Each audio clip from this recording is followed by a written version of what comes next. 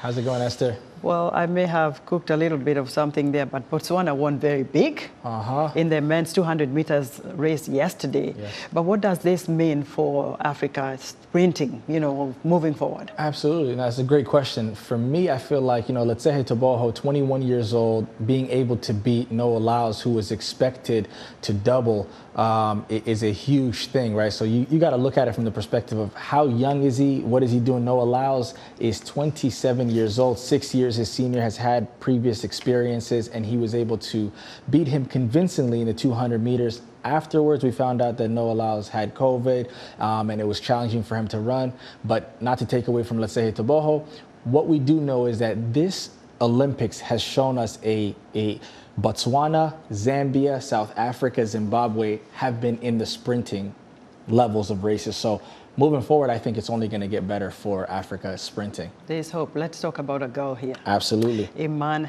Khalif, the Algerian boxer. She will compete for boxing gold.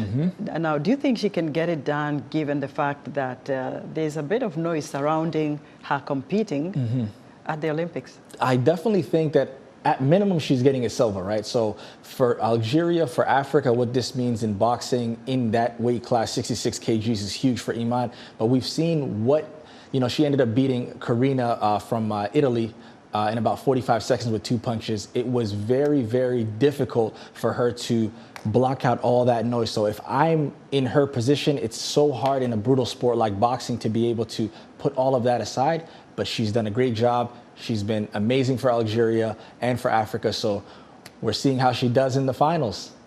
And maybe very quickly, on the Nigerians women Olympic basketball team, they made it big to the quarterfinals, but they still lost to the U.S. Does that mean, what does that mean for Africa's basketball when it comes to women? You're losing to the U.S. The U.S. is at the pinnacle of basketball. They were down by 30 points at one point, and they were able to bring it down to 14 points. So kudos to them, phenomenal work, and it's only going to get better, not only for Nigerian basketball, but for basketball on the continent collectively.